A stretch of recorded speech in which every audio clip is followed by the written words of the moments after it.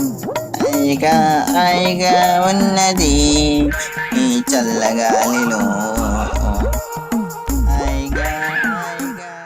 ఏదో టఫాన్, ఏంటి విషయం? ఏ పని పట్ట లేదా? చెట్టు కింద నిల్చొని చిందులేస్తూ కోని రాగాలు తీస్తున్నావు. ఏ మాటకి ఆ మాట చెప్పాలంటే మనకు మరి పని పాట చేయవలసిన కర్మ తప్పిందిరా. ఇక ప్రతిరోజు పండగే. ఏరా, ఏమైనా లాటరీ తగిలిందా లేకపోతే లంకి బిందులు ఏమైనా దొరికాయా? త్వరగా చెప్పరా బాబు. లంకి బిందులు లాటరీలన్నీ పాతబడిపోయాయి. ఇప్పుడంతా P4 టెక్నాలజీ. లాటరీలు కొనాల్సిన పనే లేదు, లంకి బిందుల కోసం తవ్వాల్సిన పనే లేదు. హాయిగా గాలి పీలుస్తూ కూర్చుంటే పని అయిపోతుంది. అంత సులువైన పని ఏంటో చెప్పరా బాబు. ఆ, ఏం లేదురా, మన ప్రభుత్వం కొత్తగా P4 అనే పథకం తెచ్చిందిరా. దాంట్లో మన పేరు రాసి పడేశాను, అంతే. ఇక మనల్ని దత్తత తీసుకోవడానికి, మన బాగోలు చూసుకోవడానికి, మన ఖర్చులకి, మన విలాసాలకి అన్నీ వాళ్ళే చూసుకుంటారురా. పిల్లల్ని చదివించాలనే ఆడే చూసుకుంటాడు. పిల్లనికి కావాల్సిన ఆరంభాలు సమకూర్చేది వాళ్ళే. ఇంక మన సంగతి ఏముంది? సాయంకాలం అయితే నాయనమైన సరుకు తాగి తొంగోడమే. అరే, ఒక్క మాట అడుగుతాను, చెప్పు. అడుక్కో. ఇదేంటి? నేతి బీరకాయ, మరి దీన్నేమంటారు? బొంబాయి రవ్వ, మరి ఇదేంటి? మైసూర్ పాక్, మరి దీన్నేమంటారు? పులిహోర.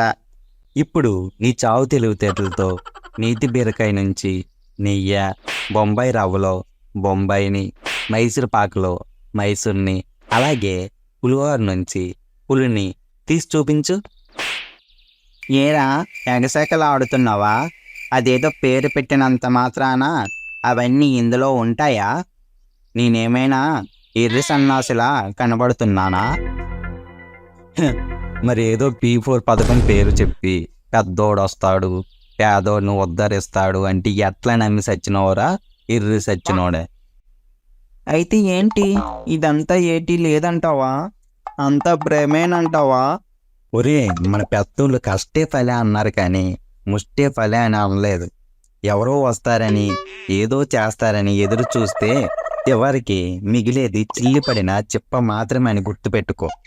ఒరే, పెద్ద పెద్ద మాటల్లో కాకుండా కోసంత అర్థమయ్యేలాగా చెప్పరా. ఏం లేదురా, ఎవడో వస్తాడు ఏదో ఇస్తాడని చూస్తే కాలం వెలదీస్తే రేపు అర్హతల జాబితాల్లో నీ పేరు లేకపోతే ఏం చేస్తావు? ఒకవేళ అర్హత వచ్చాక నీకు తిండి మాత్రమే సాయం చేస్తాను, నీ మిగిలిన విషయాలకు మాకు సంబంధం లేదు అంటే పిల్లల భవిష్యత్తు ఏం చేస్తావు? అవన్నీ కాదురా, ఒక 2 ఏళ్ళు వాళ్ళ అవసరం కోసం నీకు అన్నీ చేసి తర్వాత నీ దారిని నువ్వే పో, మాకు సంబంధం లేదు అంటే నీ బతికేం కాను. అర్థం చేసుకోరా. అయితే ఇదంతా ఎందుకోసం రా? ఈ ప్రభుత్వాలు నిలబడేది మనలాంటి పేదవాళ్ళ ఆధారంతోనేరా. ఏదో లాభం చేస్తారనే ఆశతో మనం ఉంటే మన ఆశలన్నీ అడియాశలు చెయ్యటమే వాళ్ళ రాజకీయం రా. అయితే ఇంతకి P4 పథకం ఉద్దేశం ఏంటిరా? అనుకోవడానికి చెప్పుకోవడానికి ఏముందిరా? పేదవాళ్ళ పేరుతో ప్రచారానికి ఒక పథకం. ఇదే P4 అంటే.